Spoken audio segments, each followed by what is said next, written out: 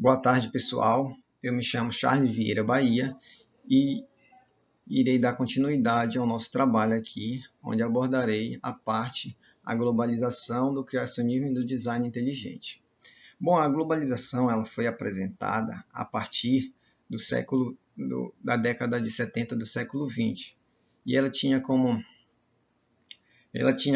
um ingresso sem retorno de uma modernidade avançada. Esse ingresso traria com que alguns problemas enfrentados na estrutura de diferentes países fossem amenizados com o fim de uma barreira econômica, com o avanço da tecnologia de eletrônicos e a livre circulação de capitais. Isso ia trazer uma maior igualdade a termos de relação social entre países. Mas, quando essas medidas foram prescritas nas instâncias internacionais econômicas, o que se observou foi o enfraquecimento das entidades de retenção de valores, como os bancos, e o aumento da pobreza entre as pessoas, com uma desigualdade em oportunidade de estudos e num bem-estar social, que isso veio acarretar um mal-estar da sociedade. E essa continuação de problemas estruturais na sociedade, ela foi observada até em relatórios da ONU, que mostrava que com esses avanços, essas inovações, não diferenciaram muito a realidade do que era antigamente. E observa-se também que até entre países não teve essa diferença obteve o aumento dessa diferença entre ricos e pobres. E ele coloca como exemplo aí até os Estados Unidos com um aumento da desigualdade aquisitiva entre a sua população, entre os mais ricos e os mais pobres. Bom, nessa parte aqui, ele relata a crise de 2008 nos Estados Unidos que abalou a sua economia, né?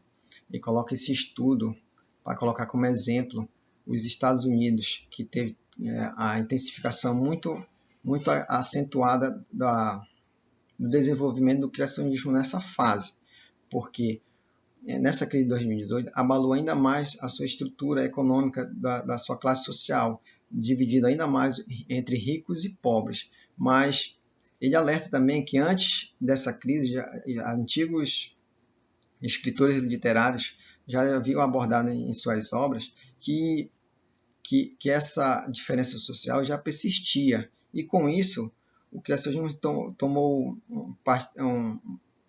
vamos dizer, uma aceitação para o lado dos menos favorecidos, que com isso eles relatavam que o materialismo vinha trazer uma divisão ainda maior no relacionamento entre pessoas, fazendo com que esse mal-estar começasse a se amplificar. Bom, de um certo efeito de um cotidiano cada vez mais veloz, trazendo com isso um desconforto nas relações efetivas, profissionais e até mesmo na adesão religiosa. Isso traz uma características para que o criacionismo tome como uma referência as escrituras sagradas para ser contra essa evolução da sociedade que faz com que as pessoas se promovam a se sentir mal, trazendo elas para as normas de conduta da religião. E o criacionismo começa a tomar terreno a partir daí, com essa insatisfação dessa vida cada vez mais depressa pela corrida do materialismo, nem sempre do capitalismo, sempre está querendo buscar algo melhor, o recurso, buscar a intensificação do dinheiro, e faz com que essa sociedade fique sem tempo, como tinha dito antes, a relações efetivas, ao profissionalismo, tem a competição entre os profissionais, um querendo buscar o seu sonho maior que o outro, e o fortalecimento do criacionismo vem acontecer o fortalecimento do criacionismo contemporâneo vem ainda a se amplificar ainda mais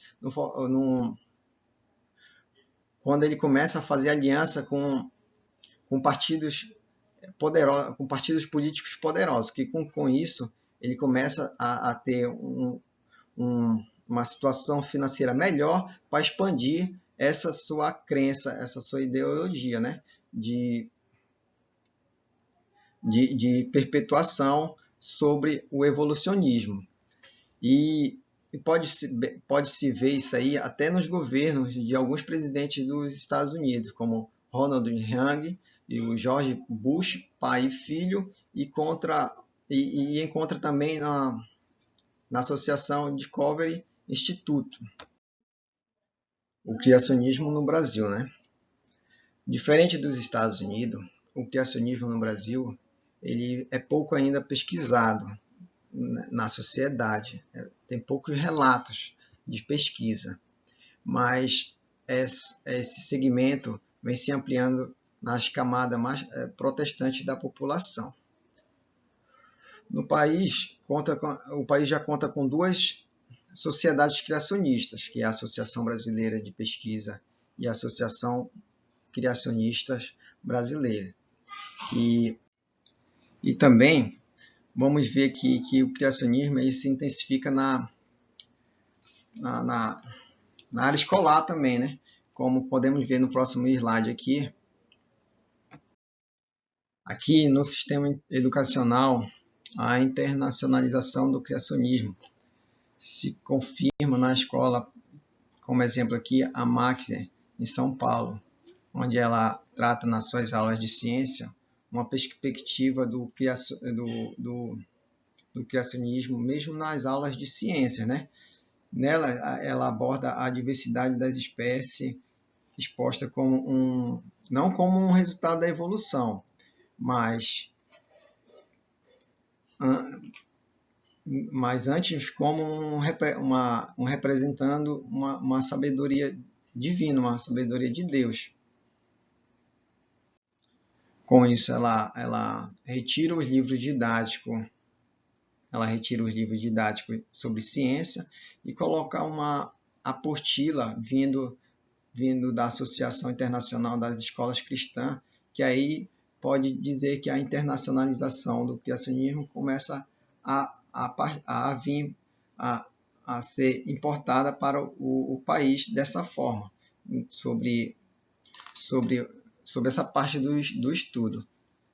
E a visão dos diferentes formas protestantes no Brasil, também na classe social, ela se mostra diferente da dos Estados Unidos, que ela se prevalece mais na classe menos desfavorecida. Aqui no Brasil não, ela tem uma dimensão mais diversificada, porque nas classes ricas, né, que é essa classe que tem como a escola presbiteriana, que é mantida por pessoas de alto poder aquisitivo, e também a pentecostal, que ela é voltada mais para essa área onde as pessoas têm menos recursos financeiros, onde ela se promove ainda mais nessas áreas do recurso financeiro. Bom, era isso que eu tentei passar para vocês um pouco do que está sendo exposto aqui no nosso trabalho. Eu agradeço a todos aí por estar presente vendo aqui o nosso trabalho. Obrigado aí. No final aqui. Valeu, galera.